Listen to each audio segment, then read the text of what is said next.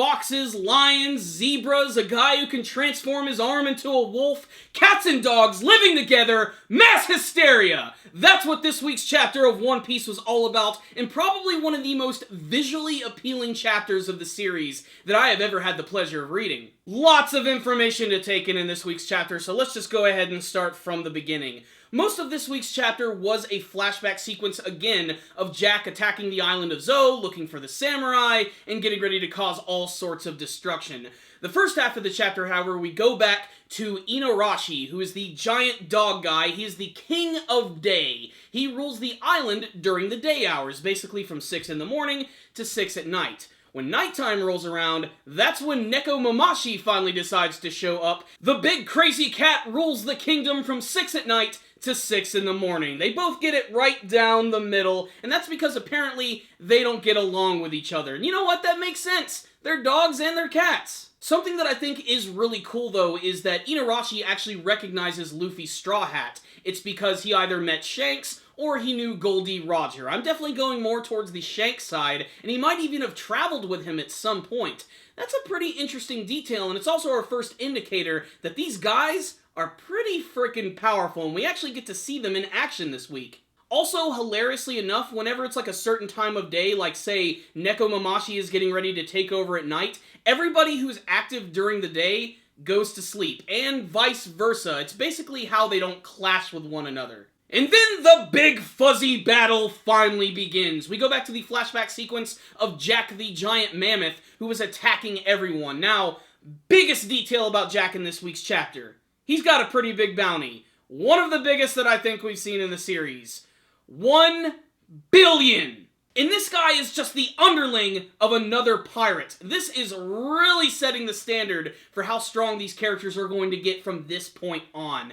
But, despite the fact that Jack is incredibly powerful, he does get a few attacks done to him by Nekomamushi and Inuarashi, and they're both incredibly powerful and very large. I love the scene where he's getting ready to swing his trunk right into Inuarashi, and he decides to just block it right with his fist. And then there's a scene towards the end of the chapter where Nekomamushi finally shows up, and God, this guy looks so freaking monstrous, and he actually grabs his trunk and actually, like, slams him back down on top of the ground, just demonstrating again that these guys are not to be messed with. We also get to see just a number of the other different members of the Mink tribe. We get to see the Musketeers group from the Inuarashi side. We get to see this fox, we get to see the return of Sicilian, and this zebra. They're really over the top, super gangly looking, and I can't wait to see more of them in action. And I'm guessing that each side is going to have like their very own Musketeer squad, or maybe like their own groups. In fact, I believe Wanda is a part of the Musketeer squad. She was fighting along these other group of people. There's a bull, there's a bear. I'm quite partial to the giant pissed off looking panda. But even with all this LSD infused ridiculousness going on, even the forces that are going along with Jack are insane. There's this one guy who actually transforms his arm into an actual wolf, like, not just like a wolf's head or something, not like a crappy Yamcha wolf fang fist technique. His arm literally transforms into a giant wolf that can just destroy things with its jaws. My guess is that everybody that works under Jack are like these experimental humans or mutants who've had animal DNA infused into their bodies, and they can transform different parts to allow them to fight in battle. The chapter ends with Nekomamushi and his group completely decimating Jack and his forces. However, Jack starts to transform into his human form, but we don't get to see it quite yet. They're still keeping that oh so mysterious, and we have to wonder what really happened to Nekomamushi and his group. Although we do know that Caesar Clown's poison was involved, we haven't seen all of that revealed quite yet. So what's the rundown on this week's chapter of One Piece? This was a feast for the eyes. You know, before I read the One Piece manga series, I strictly watched the anime version, just because I liked the voice acting, I liked the movement, and that was how I was introduced to the series. When I first started reading the One Piece manga,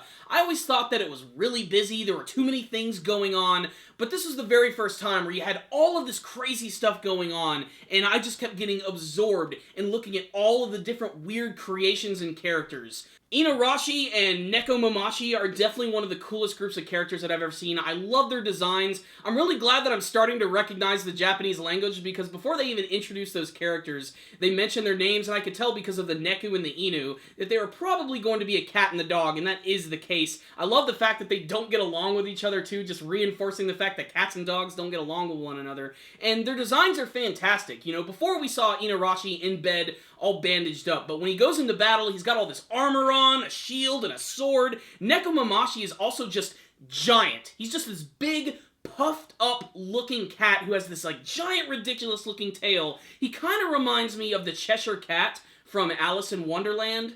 Although, because he's a cat, he might have some significant weaknesses. I mean, couldn't you theoretically just get a little bottle and fill it up with water and spray it in his face? Or maybe jingle keys in front of him? I also really loved the design of the Musketeers in this chapter, especially the core group. They're so incredibly distinctive, and I love the fact that they're real tall and lanky, sort of like they are their very own distinctive group of the mink tribe. Sicilian's always a really funny character, but I can't wait to see more from this zebra and from that weird-looking fox guy. He has such an amazingly funny grin. I can't recommend this chapter enough. This is definitely one of the best chapters from the Zou arc I've read. Nay, this is probably my favorite chapter from the Zou arc thus far. The creativity, the amazing artwork, the awesome action scenes, and Jack.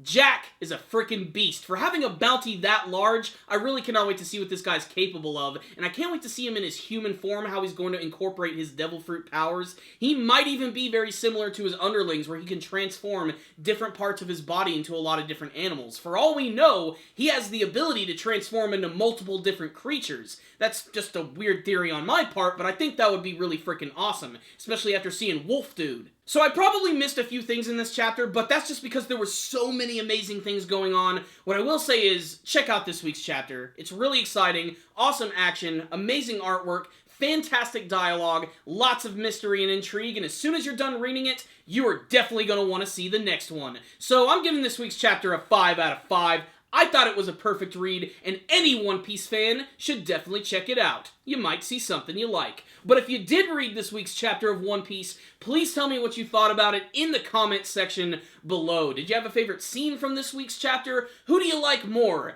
Inarashi or Nekomamushi? And what did you think of Jack having such a big bounty, and how is he really going to be able to defeat these guys without Caesar Clown's gas? Make sure to tell me in the comments section below, and make sure to tell me what you want to see from the rest of the Zou arc. Thank you guys for watching this review. Make sure to like it, share it with your friends, and subscribe to the channel. Thank you guys again for watching, and as always, stay dandy, baby!